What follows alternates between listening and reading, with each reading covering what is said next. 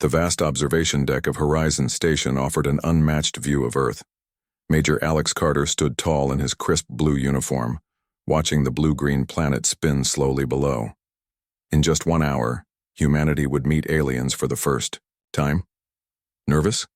asked General Rivera, joining him at the viewport. Alex took a deep breath. "Not nervous, cautious."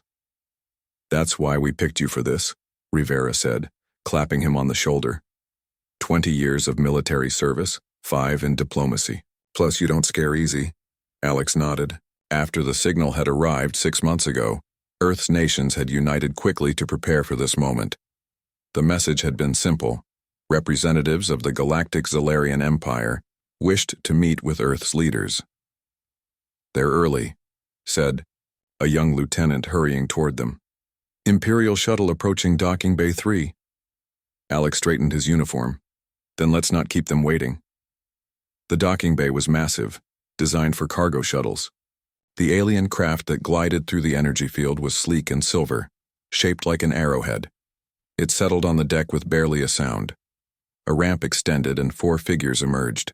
The first 3 were clearly guards, tall and muscular with scaled skin in shades of green and bronze.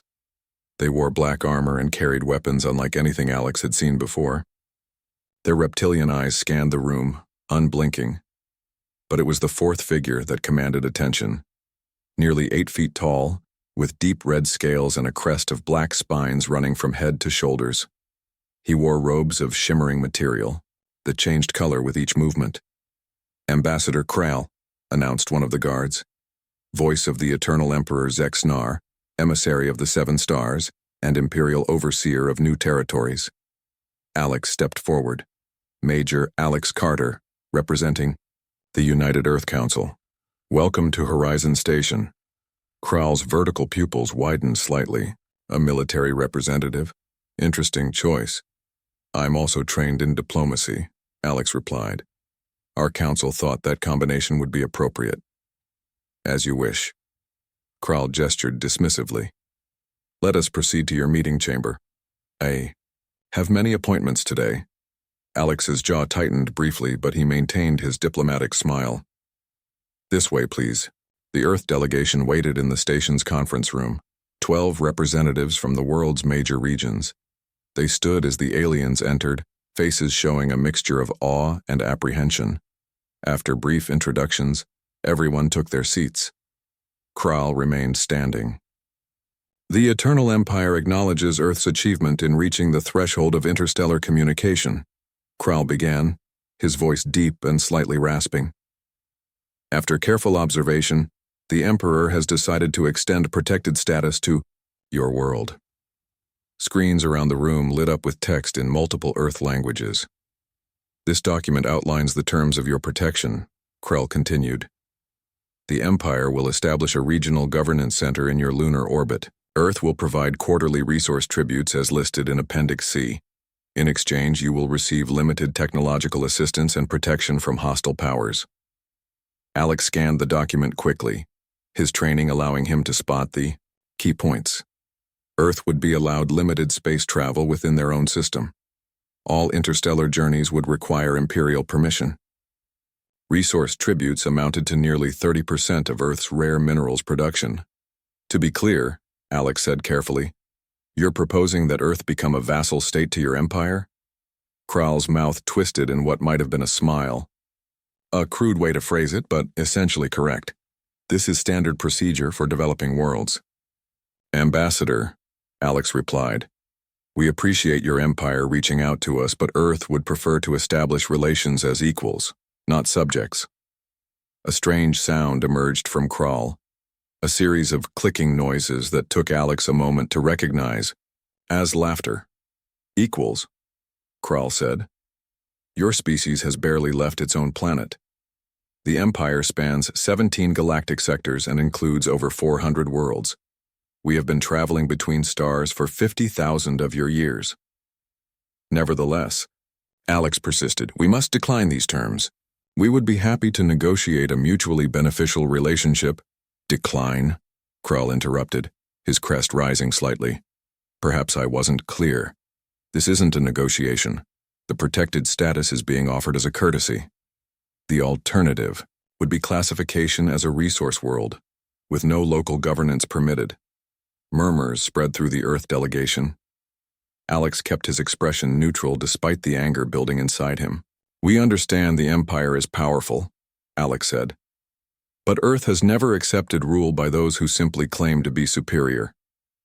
Kral's eyes narrowed. "Major Carter, your species' history is known to us. You fight pointless wars among yourselves, over territory and resources. You damage your own environment. You are fractious and self-destructive. The Empire brings order and stability." "We've made mistakes," Alex acknowledged, "but we learn from them. That's what humans do best. We adapt and improve." "Charming sentiment," Kral said coldly, "but irrelevant. You have 30 Earth days to accept these terms. After that time, the Imperial fleet will arrive to establish control directly." He tapped a device on his wrist, and a hologram appeared. Above the table, the image showed a massive warship firing on a planet, cutting deep trenches into its surface. The message was unmistakable. This demonstration occurred 10 years ago on a world that resisted Imperial protection, Kral explained. They changed their minds quickly. The Earth representatives watched in silence, faces pale. Alex stood up. "Ambassador Kral, threatening Earth is a serious mistake." "Is it?" Kral seemed amused. "Your weapons are primitive. Your defense is non-existent by our standards. Our technology may not match yours," Alex said. "But that's not what you should be worried about." "What should concern me then?" Kral asked mockingly. Alex stepped closer to the imposing alien. "Throughout our history, humans have faced overwhelming odds and still prevailed. We're at our most dangerous when threatened." "Empty bravado," Kral dismissed him with a wave. "You want war?" Alex asked, his voice suddenly quiet. "You don't understand what you're asking for. Humans don't fight like your other conquests." The room fell completely silent. Even Kral's guards seemed taken aback by the humans' directness. After a moment, Kral spoke. "I've presented the Empire's terms. You have 30 days." He turned to leave, his guards falling in behind him. "Ambassador," Alex called after him. "When your fleet arrives, remember this conversation. Remember you were offered peace first." Kral didn't look back as he left the room. General Rivera approached. "Alex, that could have gone better." "No." Alex shook his head. "They came expecting instant surrender. They need to understand what they're dealing with." "And what exactly are they dealing with?" Rivera asked. "They have technology we can't match." Alex watched through the viewport as the Imperial shuttle detached from the station. "They have technology. We have humanity. History suggests that's not a good bet for them." Rivera frowned. "So what now?" "Now," Alex said grimly, "we prepare for war, and we show the Empire why threatening Earth was the biggest mistake they've made in their 50,000 years." As the Imperial shuttle vanished into the darkness of space, Alex knew his words had sealed humanity's path. In 30 days, the real test would begin. Alex Carter stood in the center of the underground war room, surrounded by screens and holographic displays. Just 24 hours after the meeting with Ambassador Krell, Earth was already mobilizing. The cavernous facility beneath the Rocky Mountains buzzed with activity as military leaders and scientists worked frantically. 29 days, General Rivera announced as he entered. "That's all we have before their fleet arrives." Alex nodded, grimly. "The United Earth Council has given us full authority. Every nation is contributing resources." "Still won't be enough," said a voice behind them. Sam Powell, a former Marine with a reputation for unorthodox tactics, joined them at the Yao central table. His scarred face and intense eyes reflected years of combat experience. "Not if their technology is as advanced as they claim." "That's why we're not fighting a conventional war," Alex replied. "Rivera, show him what we've got so far." The general activated the main display, showing satellite images of unusual activity across the globe. Factories being converted, military bases expanding, shipyards working around the clock. Impressive, Sam said. But can we build anything that can stand up to their ships in just 29 days? No, said a woman entering the room. But we can find their weaknesses. Dr. Olivia Martinez walked confidently toward them, her lab coat swishing as she moved. Her dark hair was pulled back in a practical ponytail, and she carried a tablet filled with complex equations. Dr. Martinez is our leading physicist, Alex explained. She's been studying the energy readings we got from the Imperial shuttle. Olivia tapped her tablet, and a new image appeared on the main screen. A complex diagram of energy patterns. Their shields operate on a frequency modulation we've never seen before, she explained in simple terms. But all shields have a resonance point, a weakness. Find that and we might have a chance. Sam looked skeptical. Even if we find this weak point, we'd need weapons that can exploit it. That's why we need to get our hands on their technology, Alex said. And we have a plan for that. The screen changed to show an orbital map. A small blip moved slowly around Earth. The Imperials left an observation vessel in high orbit, Rivera explained, probably to monitor our response to their ultimatum. You want to capture it? Sam asked, eyebrows raised. With what? Our shuttles can barely reach that altitude, let alone match speeds with an alien spacecraft. We don't need to match speeds, Alex said with a slight smile. We just need to get close. Enough. Over the next week, Earth's nations worked together with unprecedented cooperation. Old rivalries were set aside in the face of the common threat. Every available resource was directed toward defense preparations. At a remote launch facility in Amyo, Kazakhstan, Alex watched as a modified space shuttle prepared for takeoff. It looked ordinary from the outside, but its cargo was anything but standard. The shuttle will approach on a routine orbital path, explained the mission commander. They've seen dozens of our satellites and shuttles already, so one more shouldn't raise alarms. And if it does? Olivia asked, standing close to Alex. Then we improvise, he replied, his voice steady despite the enormous risk. The shuttle launch went perfectly. 6 hours later, it approached the Imperial observation vessel, maintaining a respectful distance. The alien ship made no moves to evade or respond. Now, Alex ordered from Mission Control. The shuttle's cargo bay opened, releasing what appeared to be space debris. Small, inactive objects drifted toward the Imperial vessel. For several tense minutes, nothing happened. Then, as the debris came within range of the alien ship, the objects suddenly activated. Magnetic grapples attached to the hull of the Imperial vessel, cutting tools deployed, creating small breaches in the outer shell. They're in, reported the mission controller. Inside the Imperial vessel, 6 Earth soldiers in experimental spacesuits moved swiftly through the alien corridors. They had trained for weeks using simulations based on scans of the ambassador's shuttle. 2 alien crew members neutralized, reported the team leader through the comm. Using the non-lethal measures as ordered, 3 more remaining. Within 20 minutes, the entire Imperial crew was unconscious and the Earth soldiers had control of the ship. Beginning download of their database, the tech specialist reported. And we're locked out. They've got security measures we didn't anticipate. In the war room, Alex turned to Olivia. Options, she thought quickly. Have them disconnect the main computer core. We'll bring the whole thing back to Earth and work on it directly. Do it, Alex ordered. 3 days later, Alex stood in a secure laboratory as Olivia's team worked on the alien computer core. The captured Imperial vessel had been hidden in an abandoned mine converted to a research facility. We're making progress, Olivia told him, looking tired but excited. Their language translation systems gave us access to basic functions.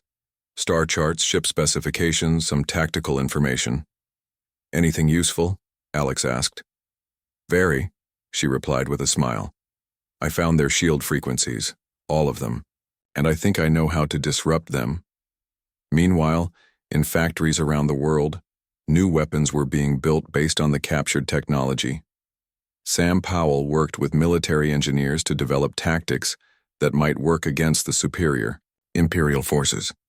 They'll expect us to either surrender or mount a desperate defense, Sam explained to a room full of officers. They won't expect us to attack first. That's our advantage. Surprise. With what? Asked a skeptical general. Even with this captured ship, we're outmatched. Not necessarily, Sam replied. Dr. Martinez's shield disruption technology gives us a fighting chance, and we don't need to win the war in one battle. We just need to show them we're not an easy target. As the days counted down, Earth transformed. Old missile silos were repurposed to house new defensive systems. Civilian shipyards produced components for makeshift space fighters. Every satellite was weaponized or turned into an early warning system. On day 28, Alex met with the United Earth Council to present their final defense plan. When the Imperial fleet arrives, they'll expect to find us cowering or preparing a token resistance, he explained. Instead, we'll hit them hard with everything we've learned. Dr. Martinez's shield disruption technology, Sam Powell's guerrilla tactics, and most importantly, our captured data on their fleet formations and weaknesses. And if we fail? Asked one of the council members. Then we fall back to Earth and fight for every inch of our planet, Alex replied firmly. But we won't fail. The Zalarians have conquered hundreds of worlds, but they've never faced humans before. That night, Alex stood on a balcony looking up at the stars. Somewhere out there, the Imperial fleet was approaching. In just 2 days, the real war would begin. Olivia joined him, resting her hand on his. Do you really think we can win? She asked quietly. Win? I don't know, he admitted. But survive? Make them regret threatening us? Absolutely. She smiled. You know what I realized while studying their technology? They're stagnant. 50,000 years of power, and they've barely innovated in centuries. Everything is standardized, predictable. And humans are anything but predictable, Alex said. Exactly, she replied. That's our real advantage. Above them, a shooting star streaked across the night sky. But both knew it wasn't a star. It was the Earth's future, rushing toward them at the speed of light. The early warning systems detected the Imperial fleet 2 hours before they arrived. Massive energy signatures appeared at the edge of the solar system, moving rapidly toward Earth. The war room fell silent as the readings came in. 200 ships, General Rivera announced, his voice steady despite the odds they faced. Matching the configurations we found in their database. Alex nodded grimly. Right on schedule. 30 days exactly. Earth's defenses were as ready as they could. 60 fighter craft built with modified alien technology waited in orbit.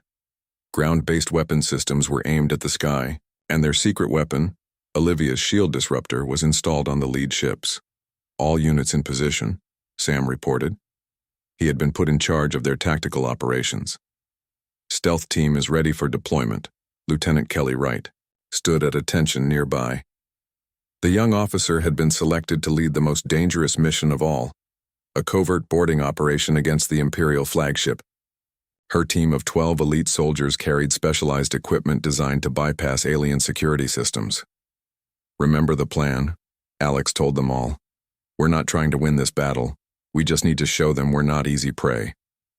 And gather intelligence for the real war to come, Olivia added. She had barely slept in days, working to perfect her shield disruption technology. The first Imperial ships appeared in Earth orbit, massive vessels that dwarfed anything humans had built. Their sleek, predatory shapes blocked out the stars as they moved into position around the planet. A communication signal came through on all frequencies.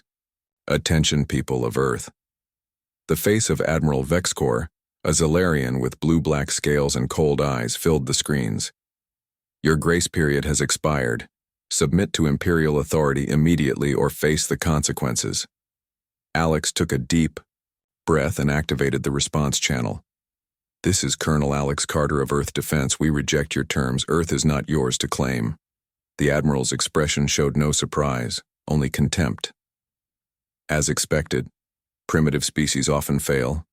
To recognize the futility of resistance, commence demonstration strike. One of the smaller Imperial vessels moved into position over the Atlantic Ocean. Energy built up visibly around its main weapon. "Now," Alex ordered. 3 Earth fighters broke from their hidden positions behind a satellite array. They moved with surprising speed toward the charging Imperial ship. The alien vessel turned to face this minor threat, its weapons tracking the approaching fighters. "Shield disruptors active," reported the lead pilot. The fighters fired strange-looking missiles that didn't aim for the Imperial ship directly. Instead, they detonated in a pattern around it. For a moment, nothing seemed to happen. Then the Imperial ship's shields flickered and partially collapsed. The fighters immediately fired conventional weapons at the exposed sections of hull. Explosions rippled across the alien vessel. In the Imperial flagship, Admiral Vexicor stood up in shock. "What is happening?" "Unknown weapon signature, Admiral," reported his second-in-command. "They've somehow disrupted the shields on the Vengeance." "Impossible," Vexicor snarled. "They're primitives. Divert more power to shields and destroy those fighters." But more Earth vessels were emerging from hiding. Each targeted a specific Imperial ship using the same shield disruption technique. Within minutes, 5 Imperial vessels were damaged, 1 critically. "Their tactics make no sense," Vexicor said, studying the battle displays. "They focus fire on specific targets rather than spreading their defense. They're fighting like raiders, not a defensive force." While the main battle distracted the Imperial fleet, Kelly Wright's stealth team approached the flagship in a small craft designed to evade detection. Using technology from the captured observation vessel, they matched the electromagnetic signature of Imperial service pods. "We're approaching the maintenance bay," Kelly whispered into her comm. "No signs they've detected us." Her team docked successfully and entered the massive flagship. Using the schematics obtained from the alien database, they moved swiftly toward the central information hub. "Security is lighter than expected," one of her team noted. "They're focused on the battle. They never expected anyone to board them," Kelly replied. "Stay alert anyway." In the war room, Alex watched as the battle unfolded exactly as Sam had predicted. The Imperial forces, confused by human tactics, were dividing their attention between multiple threats. "Stealth team has reached the information hub," Sam reported. "Downloading data now." "The shield disruptors are working better than expected," Olivia said, studying the readings. "The Imperials are trying to adapt, but they can't counter a technology they don't understand." Suddenly, alarms blared through the command center. "Massive energy buildup in the Imperial fleet," reported a sensor officer. "They're preparing a coordinated strike on major population centers." Alex had anticipated this. "Activate planetary shields." Across Earth, hidden generators powered up, creating a thin energy barrier above major cities. The technology was crude compared to Imperial shields, but it was the best they could manage with the limited time they had. The Imperial fleet fired. Intense energy beams struck Earth's shields. In some places, the shields held. In others, they failed completely. Alex watched in horror as the damage reports came in. Cities damaged. Millions of lives at risk. Despite their preparations, Earth was taking a terrible beating. On the flagship, Kelly's team completed their mission. "Download complete," she reported. "But we've been detected. Heavy resistance on our exit route." "Find another way out," Alex ordered. "That data is crucial." Kelly led her team through service corridors fighting through Imperial security forces. 3 of her soldiers fell before they reached their escape craft. "Taking off now," she reported, her voice tense. "But we've got enemy fighters in pursuit." "All available units cover the stealth team's retreat," Sam ordered. Earth fighters broke off their attacks to create a corridor for Kelly's ship. The small craft raced toward the moon, where a secret base had been established in the days before. The Imperial arrival. In orbit above Earth, the battle continued. Human forces had destroyed or damaged nearly 20 Imperial vessels, but were taking heavy losses themselves. More than half the Earth fighters were gone. "Pull back all forces. To lunar defense positions," Alex ordered. "We've done enough for now." As Earth's remaining ships retreated, Admiral Vexicor watched with confusion. "They're withdrawing to their moon. Surrender?" "No, Admiral," said his tactical officer. "They appear to be regrouping, and our scans show extensive facilities on the far side of their moon that weren't there before. Vexcor's eyes narrowed. These humans are more resourceful than anticipated, but it changes nothing. We will crush them completely. From the Lunar Command Center, Alex watched Earth burn. Parts of the planet glowed from Imperial weapons fire. But despite the devastation, human resistance continued everywhere. We've lost millions, General Rivera said quietly, standing beside him. But we hurt them, and we got the data we needed. Alex nodded, his face hard with determination. Send a message to the Imperial fleet. When the signal was established, Alex looked directly into the camera. Admiral Vexcor, you've made a fatal mistake.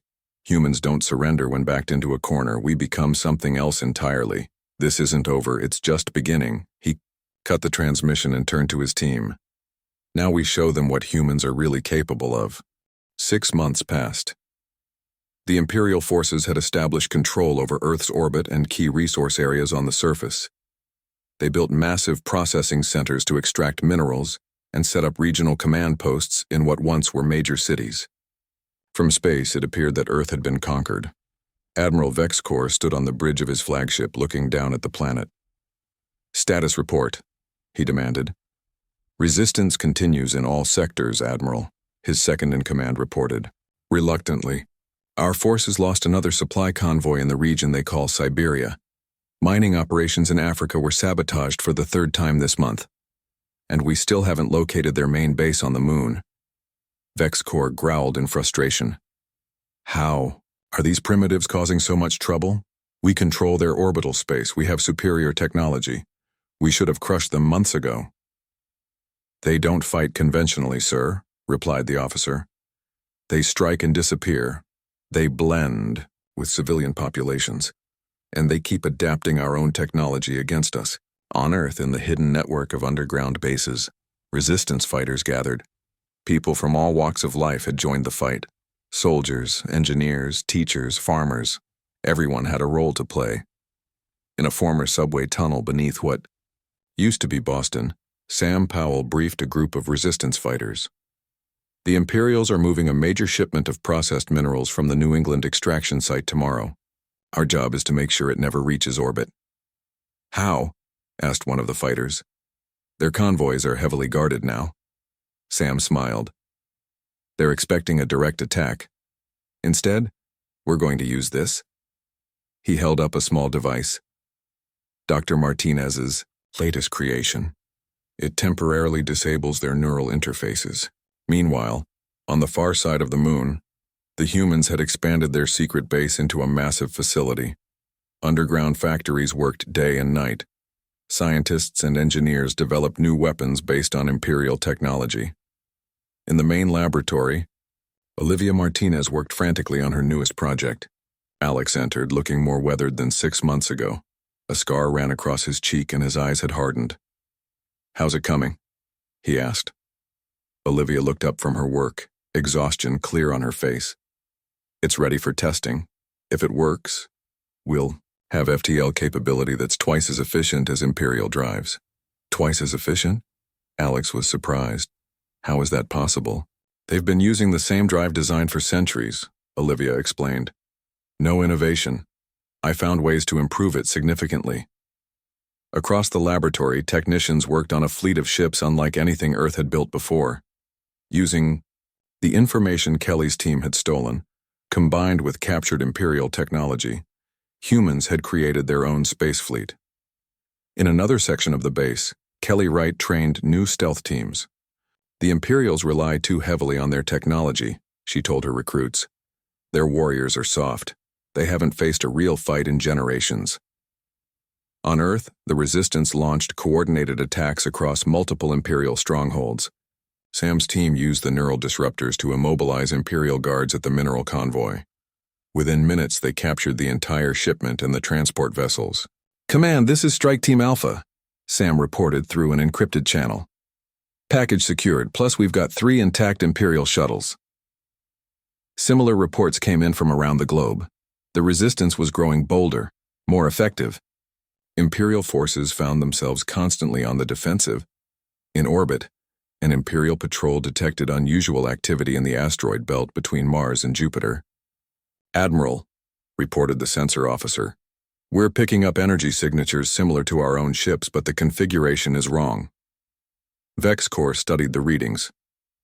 "Launch a reconnaissance squadron. I want to know what they're doing out there." The SAE. Imperial ships never returned.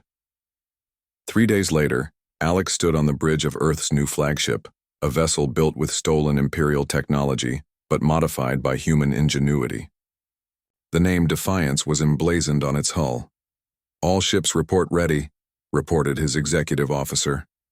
"The new FTL drives are online and functioning as expected." Alex nodded. "Begin Operation Thunderstrike." Across the solar system, hidden human bases activated. Ships emerged from the dark side of Mars, from within the asteroid belt, from the moons of Jupiter. A fleet that the Imperials never knew existed. The first Imperial outpost to fall was their fuel processing station on Io, one of Jupiter's moons. Human ships appeared seemingly out of nowhere, their improved FTL drives allowing them to jump in much closer than Imperial technology permitted. "Shield disruptors at maximum," ordered the human captain. Olivia's technology, now refined and improved, completely collapsed the Imperial shields. The outpost surrendered within minutes. Similar attacks struck Imperial positions throughout the solar system. Supply depots, communication relays, patrol vessels, all fell to the sudden human offensive. In Earth orbit, Vex Corps received the reports with growing disbelief. How is this possible? Where did they get a fleet? "They've been building in secret." "Admiral," his tactical officer said, "using our own technology against us, but improved somehow." "Improved? Impossible." Vex Corps slammed his fist on the console. "Prepare all ships for battle. We will crush this pathetic uprising once and for all." But the human fleet wasn't aiming for a direct confrontation with the main Imperial force. Instead, they targeted the occupation infrastructure systematically. Orbital platforms, troop transports, supply lines, all fell in a perfectly coordinated campaign. Sam led the ground offensive. As Imperial reinforcements were cut off, resistance fighters emerged everywhere. Imperial troops found themselves surrounded, cut off, and forced to surrender. "The neural disruptors work perfectly," Sam reported to Alex. "Their soldiers can't even call for help when we activate them." On the flagship Defiance, Alex received the latest battle reports. "We've cleared Imperial forces from Mars orbit, EDQ. Jupiter moons are secure. Earth orbital space is still contested, but we're making progress." "Admiral Vex Corps has consolidated his remaining ships around Earth," Kelly added. She had been promoted to commander and now served as Alex's intelligence officer. "He's dug in and waiting for reinforcements." "Reinforcements that won't come," Alex said with grim satisfaction. Olivia's new communicator just intercepted Imperial transmissions. "The Empire is facing uprisings on 3 other worlds. They were inspired by our resistance." The news spread quickly through the human forces. What had begun as a desperate fight for survival was becoming something more, a revolution that extended beyond Earth. "We need to push our advantage," Alex told his war council. "The longer this goes on, the more the Empire will bring to bear against us." "What do you propose?" General Rivera asked. Alex displayed a holographic map of the galaxy, with Imperial territories highlighted. "We take the fight to them. The data Kelly's team stole included coordinates for key Imperial worlds. With our improved FTL drives, we can reach them before they even know we're coming." The room fell silent as everyone considered the audacity of the plan. "We're not just fighting for Earth anymore," Alex continued. "We're fighting for every species the Empire has subjugated. It's time to show the galaxy that humans aren't just survivors. We're liberators." As the human fleet prepared for its bold new strategy, Imperial Admiral Vex Corps sent an urgent message to the Imperial capital. "The human situation has escalated beyond a local conflict. Request immediate reinforcements and reclassification of Earth from protected status candidate to major military threat. These humans are unlike any species we have encountered before." The war was about to enter a new phase, one that would change the fate of the galaxy forever. The imperial capital world of Zilara Prime glowed like a jewel in the darkness of space. For 50,000 years, it had never known the threat of invasion. Its defenses were considered impenetrable, its fleets undefeatable. Until today. In the IC Grand Imperial Senate Chamber, emergency alarms sounded for the first time in living memory. Emperor Zex-Nar, ruler of 400 worlds, sat rigid on his ornate throne as reports flooded in. 15 systems in open revolt, announced the Imperial Minister of Internal Security, his scales pale with stress. Communication lost with 37 outposts, and most disturbing of all, the humans have somehow reached the Viraki system. Viraki? The Emperor's crest rose in alarm. That's only 2 jumps from the Imperial core. Yes, Your Eternal Majesty. They're using modified versions of our own FTL drives, but much more efficient. They can make jumps we thought impossible. Beli. Chamber doors burst open as Admiral Vexcor entered, kneeling before the throne. His once pristine uniform was tattered, and fresh scars marked his scales. My Emperor, I bring grave news from Earth. The humans have retaken their entire system. Our forces were overwhelmed by tactics we've never encountered before. How is this possible? Emperor Zex-Nar demanded. They were primitives. They had barely reached their own moon when we found them. That was our mistake, Vexcor admitted. They weren't primitive, they were young, growing, adapting. In just 3 years, they've mastered technology that took us centuries to develop. The Emperor's eyes narrowed. And now they bring war to our doorstep? Before anyone could respond, the entire chamber shook. Distant explosions could be heard even through the thick walls of the Imperial Palace. They're here, Vexcor said grimly. In orbit above Zilara Prime, the battle raged. The human fleet, now augmented by ships from other rebellious worlds, engaged the Imperial Home Defense Force. At the center of the human armada, the flagship Defiance led the attack. On its bridge, Colonel Alex Carter studied the tactical display. 3 years of war had changed him. He was leaner, harder, his eyes reflecting battles fought across dozens of worlds. Their defense grid is adapting to our shield disruptors, reported Kelly, now his second in command. We're taking heavy fire. On the port flank. Adjust frequencies and continue the attack, Alex ordered. Sam, status of the ground teams? Sam Powell's voice came through the comm system. He commanded the Special Forces units that had boarded several Imperial defense platforms. Almost there, Colonel. 5 minutes until we take control of the main planetary shield generator. Olivia Martinez worked frantically at her station, monitoring the experimental technology that had given humans their edge. The new jump drive is ready, she announced. We can make the final push whenever you give the word. Alex nodded. Everything they had fought for came down to this moment. Tell all ships, execute Operation Checkmate. Across the battlefield, human vessels suddenly vanished from their positions. The Imperial fleet commanders watched in confusion as their targets disappeared. Then, impossibly, the human ships reappeared inside the planetary defense grid, between the orbital platforms and the planet itself. It was a jump maneuver the Imperials had always believed impossible. Too precise, too dangerous. Now Sam, Alex ordered. On the main defense platform, Sam's team took control of the systems. The massive planetary shield that had protected the Imperial capital for millennia flickered and collapsed. All ships, target military installations only, Alex commanded. We're not here for revenge. The human fleet opened fire with pinpoint precision. Imperial defense centers, military bases, and command posts were struck with devastating effect. Within hours, the unthinkable had happened. The Imperial capital was defenseless. In the palace, Emperor Zex-Nar stood as human soldiers entered the throne room. Alex Carter walked in last, flanked by Olivia and Kelly. You've lost, Emperor, Alex said simply. Surrender and we'll spare your people further suffering. The Emperor's eyes narrowed. You think this ends here? The Empire has endured for 50,000 years. We've crushed hundreds of upstart species. None of them were human, Alex replied calmly. For a long moment, the Emperor stared at the humans before him. Then, slowly, he lowered himself back onto his throne. What are your terms? He asked quietly. 3 days later, representatives from all imperial worlds gathered in the Senate chamber. For the first time in history, non-Zellarians were permitted to address the assembly. Alex stood before them, speaking not just for Earth, but for all who sought freedom. The Empire as you knew it is over, he announced.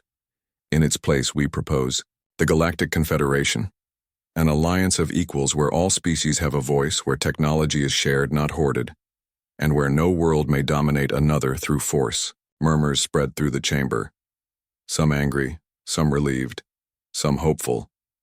You would destroy 50,000 years of order and stability? Asked one imperial senator. We would replace control with cooperation. Alex corrected. Your empire stagnated because it stopped growing, stopped changing. Humans thrive on change. So do many other species you've held back. From the audience, representatives of other liberated worlds stood in support. Species that had lived under imperial rule for thousands of years now stood with the humans. The treaty is before you, Alex concluded. Choose wisely. Later that day, in a small chamber off the main hall, Alex met with a prisoner, Ambassador Kral, the Zellarian who had first threatened Earth 3 years ago. I never imagined I would see you here, Kral said, his once proud demeanor subdued. Standing in the imperial palace dictating terms to us. I tried to warn you, Alex replied. I said humans don't fight like your other conquests. Kral nodded, slowly. When you said you want war, that day on your station I thought it was empty bravado. I never imagined those words would literally be the beginning of our empire's end. It didn't have to be this way, Alex said. We would have been allies if you'd treated us as equals. A lesson the galaxy won't soon forget, Kral acknowledged. 6 months later, Alex stood on a balcony overlooking the new Confederation Plaza on Zellara Prime. The first meeting of the Galactic Confederation Council had just concluded, with representatives from all former Imperial worlds and many newly discovered species. Olivia joined him, slipping her hand into his. Thinking about home? She asked. Earth is rebuilding well, he replied. But I was thinking about how far we've come. 3 years ago we were fighting for our survival. Now we're helping reshape the galaxy. Sam and Kelly approached, both wearing the new Confederation uniform. The exploration fleet is ready, Kelly reported. 20 ships, crew from 15 different worlds. We'll be mapping the regions beyond former Imperial space. And the cultural exchange program is exceeding expectations, Sam added. Turns out lots of species were just waiting for someone to break the Empire's hold. Alex looked out at the stars visible in the evening sky. Somewhere out there, new civilizations waited to be discovered. Not as conquests, but as partners. You know what the historians are calling it? Olivia asked with a smile. The human revolution. They say we accomplished in 3 years what might have taken another 1,000 without us. It wasn't just us, Alex said. We just showed the galaxy what's possible when you refuse to accept tyranny. As night fell on the new era, Alex remembered his words from that first confrontation. You want war? Neither he nor Ambassador Kral could have imagined how those simple words would change the destiny of countless worlds. The Empire had ruled for 50,000 years. It had taken humanity just 3 years to transform it into something better.